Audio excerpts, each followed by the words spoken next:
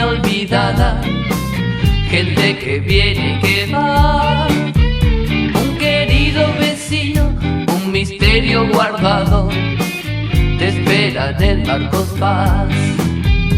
Es porque estamos viendo la otra mirada que nos ayuda a pensar en las cosas cotidianas que pasamos por alto.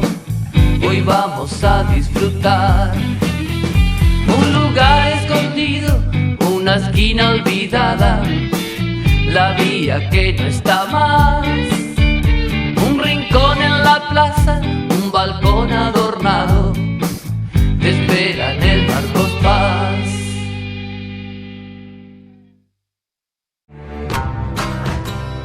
Marcos Paz, la otra mirada, presenta en este programa un testimonio más de los tantos que transitaron la colonia Ricardo Gutiérrez. Estará Martín Chacón. Recorremos la Plaza Libertador General San Martín y algunas plazas más que se encuentran en nuestra ciudad y conoceremos la historia de Lados Perelló junto a Susana, su dueña.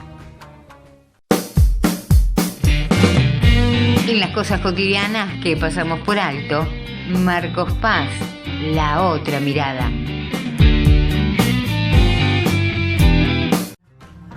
Marcos Paz, la otra mirada, llega junto a Martín Chacón, protagonista de la colonia Ricardo Gutiérrez.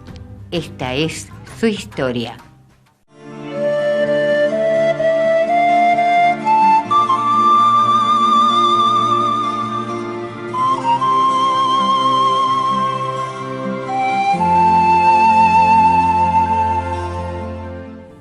Bueno, me llamo Alberto Martín Chacón, tengo 35 años, hace 19, 20 años que vivo en Marcos Paz y soy un menor fui un menor de la colonia de Ricardo Gutiérrez.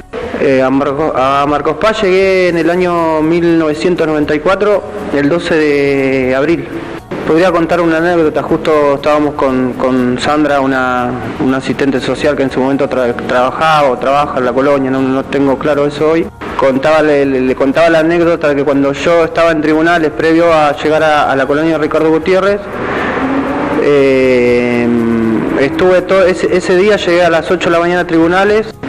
El juez me dijo, bueno, te tenés que quedar acá hasta que consigamos un lugar para llevarte. Terminan decidiendo traerme a Marcos Paz a las 10 de la noche. Bueno, yo vengo, para mí era como de alguna manera hasta un juego, era chico, tenía 13 años. Entonces, bueno, que hablaba con los policías, que la verdad que debo decir que me trataron bien. Debo agradecer también al juzgado, también que me trataron muy bien. Cuando me dicen, bueno, tenemos que ir a Marcos Paz, yo la verdad que cuando dicen Marcos Paz no sabía ni qué era, ni dónde era, ni qué cosa, y agarro y mi intención ya de primera mano. Yo venía de vivir en la calle, mi vida era la calle, y mi intención era escaparme, llegar a Marcos Paz y volver a irme, como por ahí había hecho de otros espacios, de otros lugares.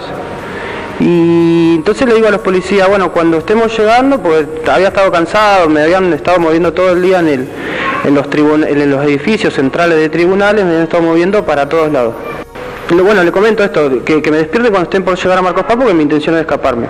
Bueno, pasa que me despiertan a 2 minutos de llegar a la colonia Ricardo Gutiérrez. Esa noche me presentan con los chicos, todo así muy espontáneo, muy rápido, porque bueno, era tarde y demás. La colonia tenía en ese momento, porque hoy como que cambió la forma, el sistema, talleres talleres para los chicos. Esto era deporte, herrería, huerta. Y como hoy la verdad que no recuerdo cómo fue mi primer día ahí. Pero que sí tengo un amor impresionante por ese lugar, porque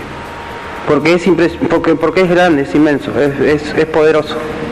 Y por ahí una anécdota, un día pintando la casa Tomás Guido, que se llamaba, que el sistema en ese momento era la casa Guido era de tránsito. Uno llegaba, estaba un tiempo determinado y después de ahí ya pasaba una familia definitiva, lo que se llama, o que se llamaba en ese momento. Bueno, y estábamos pintando, habíamos como positivo, no venía nadie a hacernos el trabajo, no teníamos ni trabajadores que venían a hacerlos del trabajo, sino que teníamos que hacerlo nosotros. Que hoy a la distancia uno, por ahí en ese momento cuando uno es chico decía, ¿qué carajo hago pintando? Y hoy a la distancia es un aprendizaje.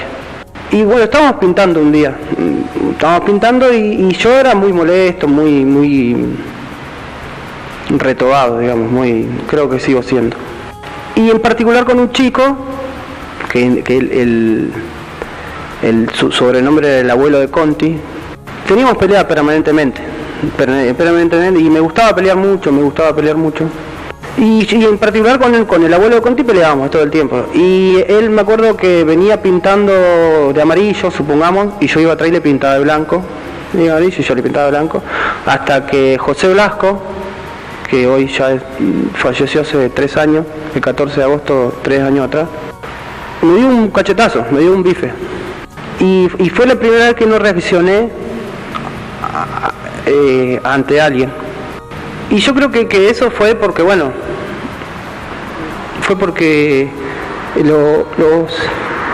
los había aceptado como familia. Bueno, contando un poco más, describiendo la colonia, si se quiere, uno de los lugares que viví hoy es el Museo de la Colonia Ricardo Gutiérrez, que nosotros lo denominamos el castillo porque, tenía una pequeña torre, en fin, los que quedan frente de la dirección actual. Y ese lugar tenía un salón grande abajo, una especie de living. Uno subía por unas escaleras de mármol, re lindas. Entraba a un hall de entrada, de ahí pasaba un living, que era el lugar, digamos, de comida, de cena, de encuentro, con el que estaba la televisión, el hogar, todo ahí.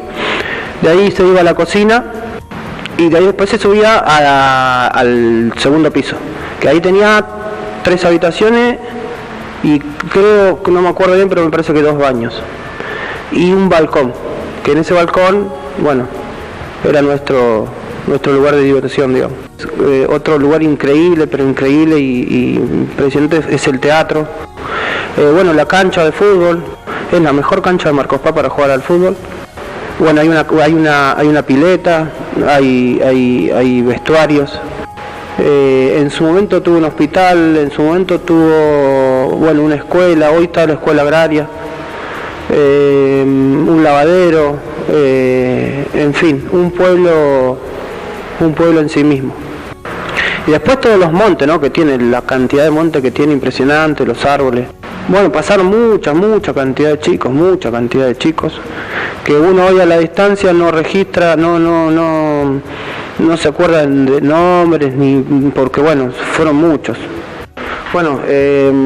Ingresé a la colonia el 12 de abril del 94, estuve 7 años, creo que fueron 7 las familias en las que estuve.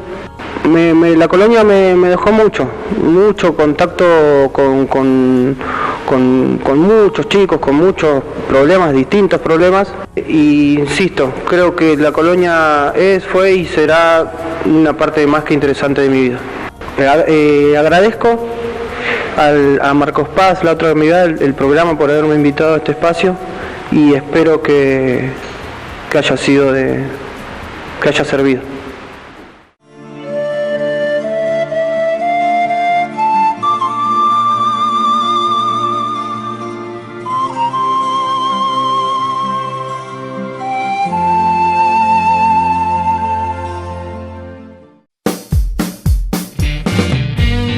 lugar escondido, una esquina olvidada. Marcos Paz, la otra mirada.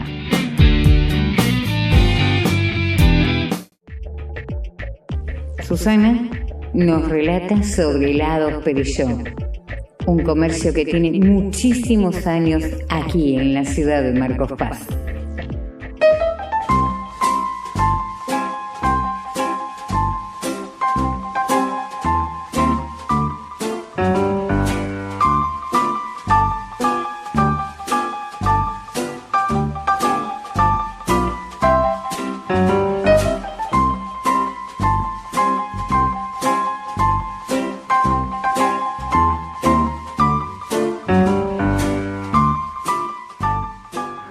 En otro de los negocios emblemáticos de la ciudad de Marcos Paz, esto es Heladería Perelló, tan conocida por todos y por todas, y por los chicos, por sobre todas las cosas, por su gusto, por su trayectoria, por tantos años, ¿no?, en esta vida de la ciudad de Marcos Paz. Y estamos con su dueña. Hola, Susana, ¿cómo andás? Hola, mi amor, ¿cómo estás? Bien. Bueno, muy contenta porque justamente era rescatar una firma tan importante como Perelló y que tiene tantos años, ¿no? ¿Hace cuánto, Susana? En 1943 se abrió la heladería. 1937 un almacén de Ramos Generales. ¿Y cómo empezó esa historia? ¿Quién abrió? Contame eso. No, la abrieron mis abuelos, siguieron trabajando mis padres, seguimos nosotros, siguen mis hijos y mis nietos. ¿Y cuándo decidieron decir, bueno, vamos a poner una heladería? Era el sueño de mi abuelo. Era muy chiquita, un agregado al almacén de Ramos Generales. Así empezó.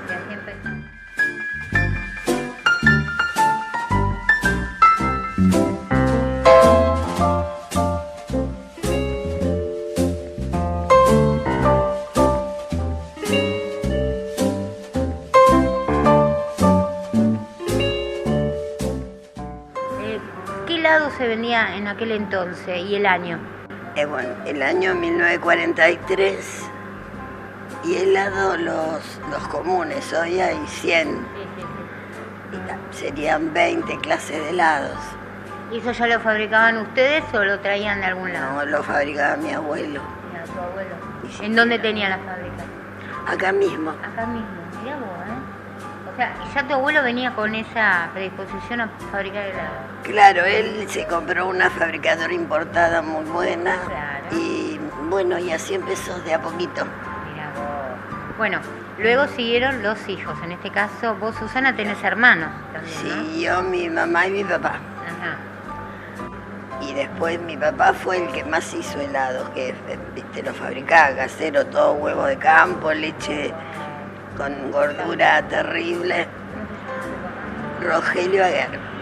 Nosotros le ayudábamos, trabajábamos, somos 3 hermanas, trabajábamos las 3 en la heladería con ellos en el almacén, que después con los años se convirtió en una confitería. Después seguimos nosotros fabricando. Mi marido le enseñó todo a Daniel. Tu hijo se empezó a especializar, me imagino que empezó a modernizarse, pura tecnología para lo que hoy es Helados Perelló. Sí, viste, muy trabajador y siempre arriesgando hasta llegar a tener la fábrica que tiene hoy, sí. Bueno, la fábrica la tiene en Las Heras, ¿cierto? Las Heras, sí. Las Heras.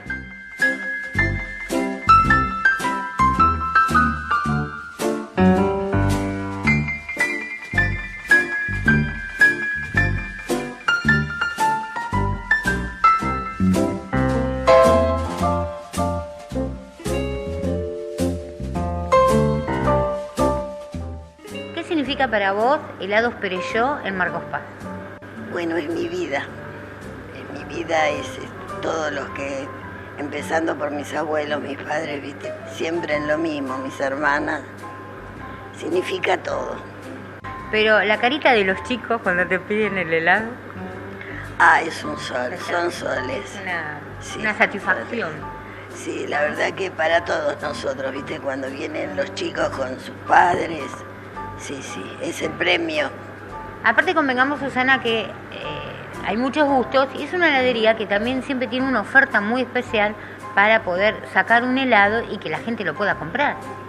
Sí, en este momento, mira, fíjate vos que yo tengo los helados al mismo precio que el año pasado. No aumentaron en toda la temporada, sí.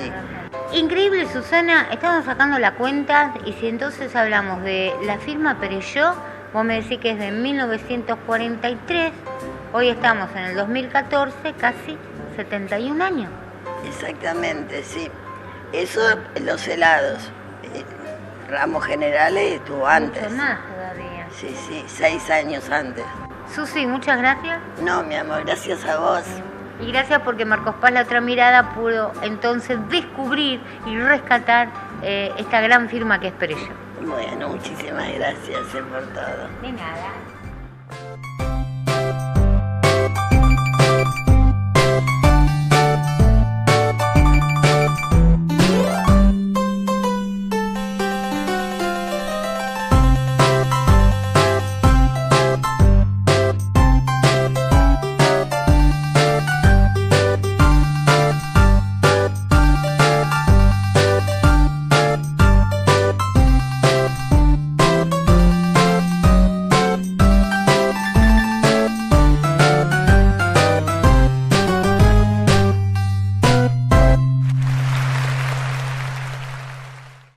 Atención, les contamos la historia del helado.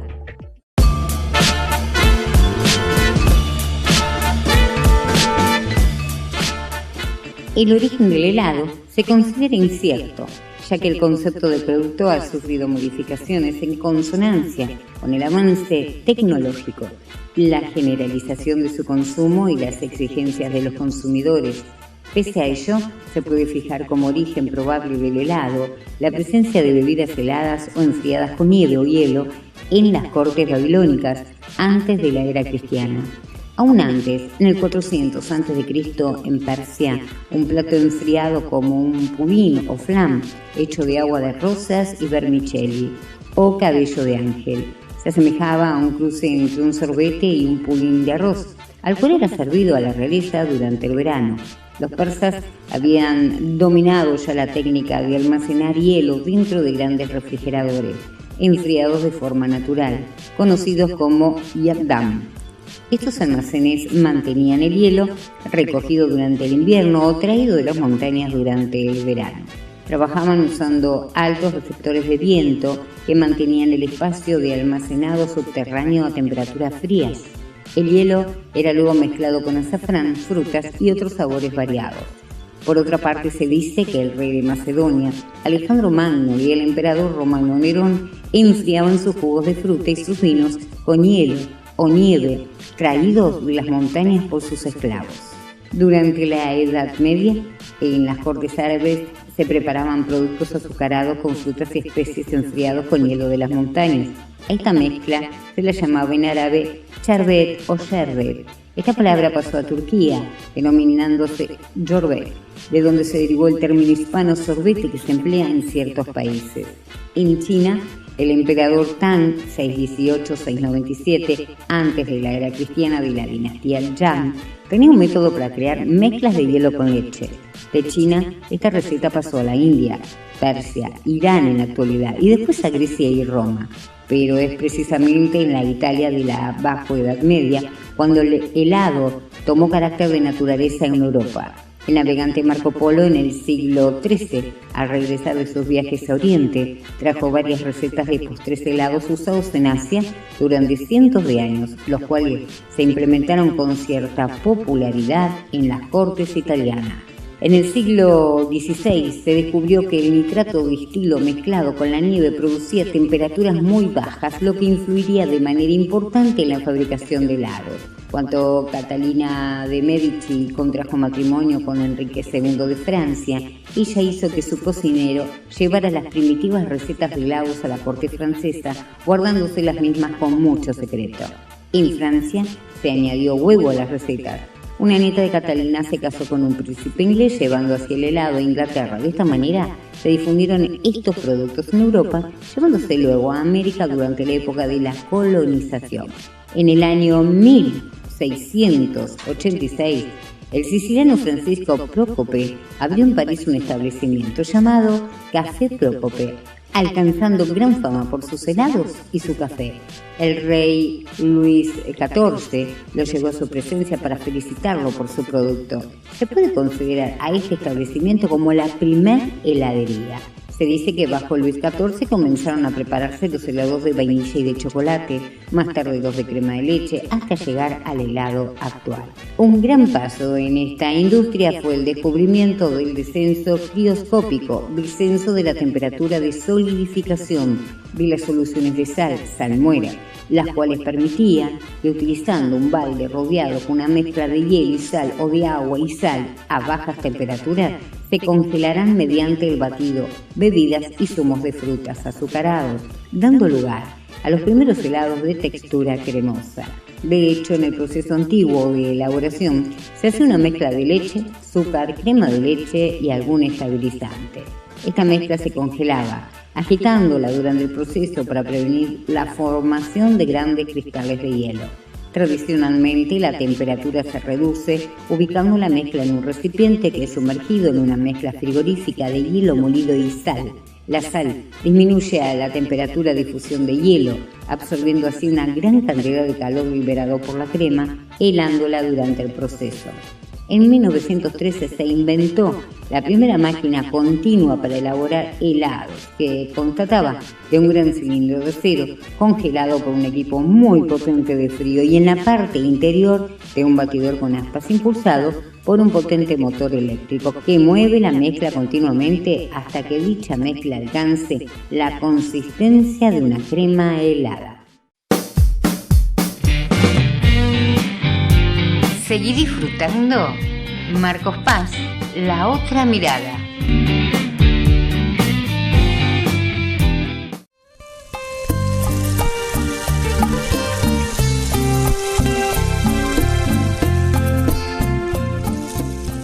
Seguimos recorriendo nuestra ciudad a través de Marcos Paz, la otra mirada. En esta ocasión conoceremos parte de la historia de la Plaza Libertador General San Martín y pasearemos por otras plazas de nuestro distrito.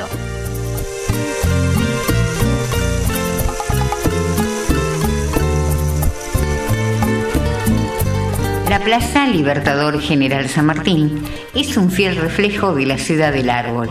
El predio fue donado por Juan Manuel Feijó, quien organizó el primer remate de lotes para comenzar a poblar la zona durante la inauguración de la estación Marcos Paz. Hacia 1881 se construyó en el centro de la misma un tablado de madera. Fue reemplazado y destinado a la banda de músicos, integrado por vecinos que se presentaban todos los domingos por la tarde para interpretar partituras musicales de origen italiano e español. Ese mismo año se colocaron faroles de querosén para su iluminación. En 1926 se construyeron las callecitas interiores y los canteros, respetando el estilo francés que caracterizaba el plano propuesto por el jardinero municipal llamado Jaime Rovira. Años más tarde, el tablado de madera pasó a ser una plataforma de material con forma octogonal, con balaustrada, columnas Art Deco para su iluminación, 2 escaleras de acceso y un subsuelo para guardar herramientas de la jardinería.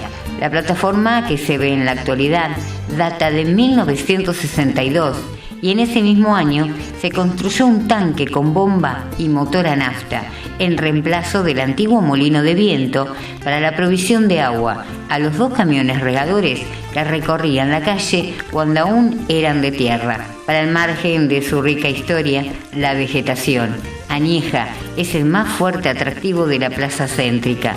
Se pueden observar un enorme alcanfor, un ejemplar de palmera, araucaria, palo borracho. Y ahora recorremos junto a ustedes algunas placitas que se encuentran en nuestra ciudad.